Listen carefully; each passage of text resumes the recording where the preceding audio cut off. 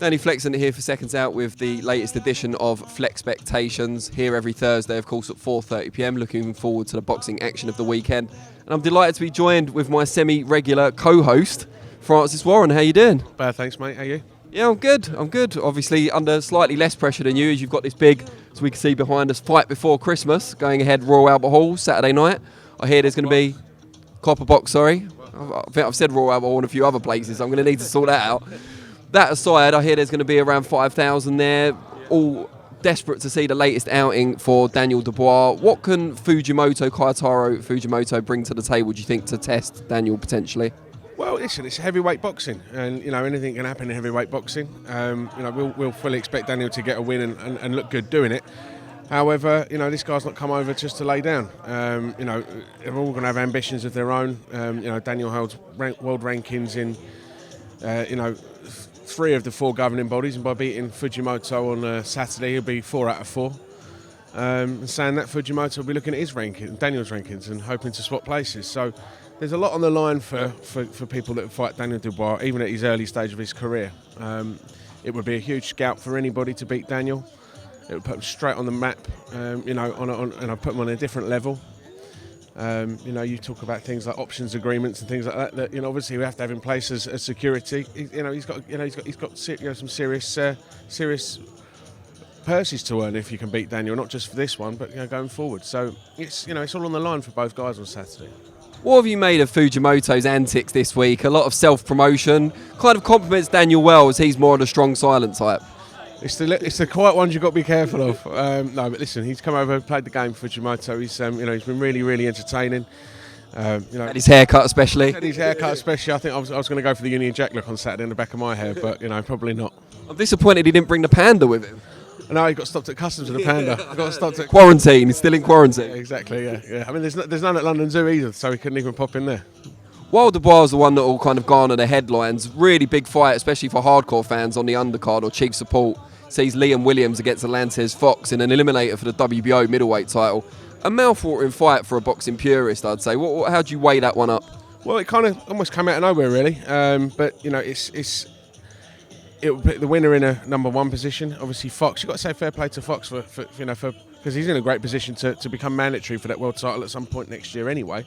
He obviously wants to cement his position as number 1.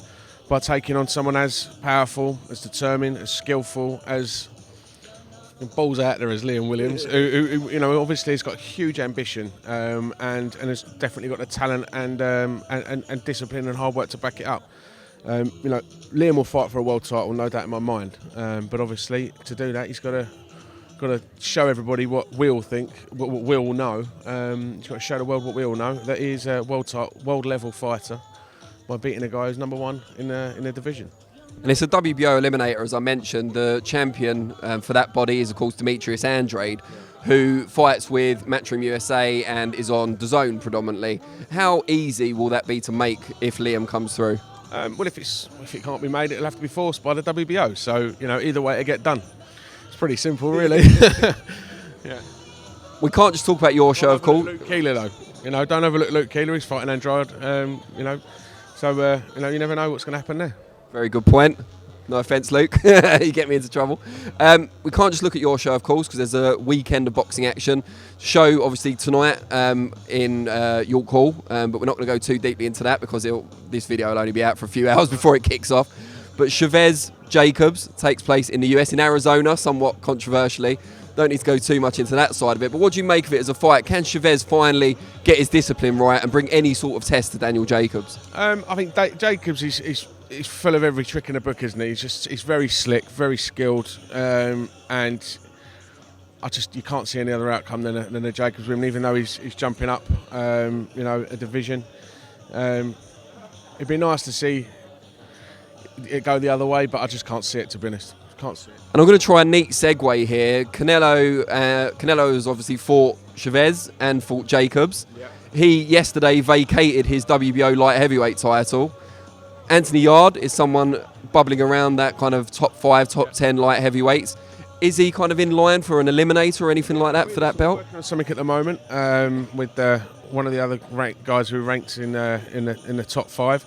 That should make it easy to work out who it is. Hopefully we can get something done and announced as soon as possible, because obviously Anthony showed against Kovalev he does belong at world level, and we want to get him back there as quickly as possible. For the actual vacant belt itself, it's going to be Ramirez against someone, is that right? We'll see.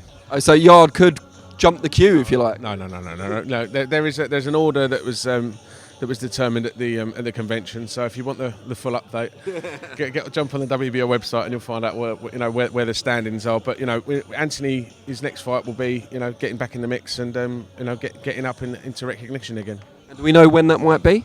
Anthony will be back out first quarter of next year. Brilliant. Really appreciate the time as always. A shame we can't do it every week together. No problem, mate. Great. If you want to come to my house every Thursday, that sounds a bit creepy in itself.